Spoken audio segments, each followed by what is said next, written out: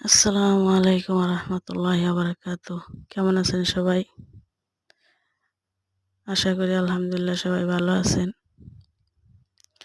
তো আজকে ওই যে ম্যাডামের জন্য আবার খাবার বানাবো। তো পাউরুটি নিছি, ডিম ভাজতে দিছি। আম আসলে প্রতিদিন একই রকম করে খাইতে খাইতে আর ভালো লাগে না। এখানে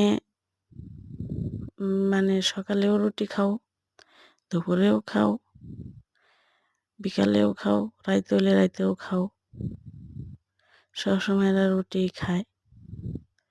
তো এই বারবার রুটি খাওয়াতে একই রকম করে খাওয়া, একই রকম করে বানানো আর ভাল লাগে না। এইজন্য একটু ভাবতেছি একটু ভিন্ন রকম করে একটু বানাই।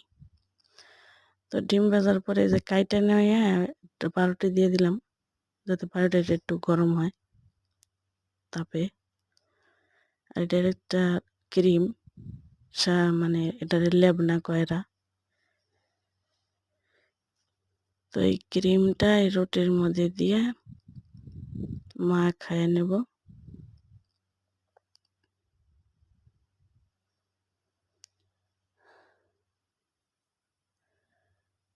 তো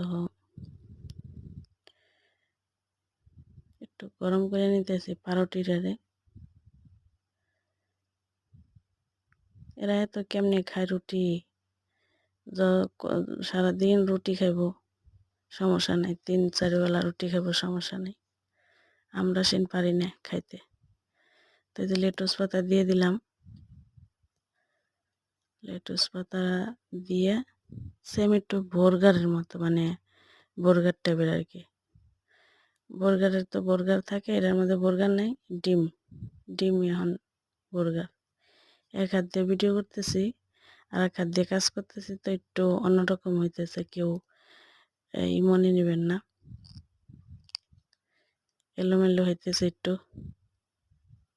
পড়ে যেতেছে, থাকতেছে না।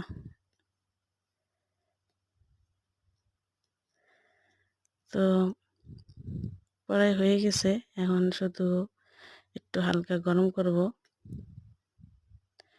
হালকা একটু গরম করলেই তো এই খাবারটা রেডি। তো সবাই ভালো থাকবেন, সুস্থ থাকবেন, আমার জন্য দোয়া করবেন। আল্লাহ হাফেজ।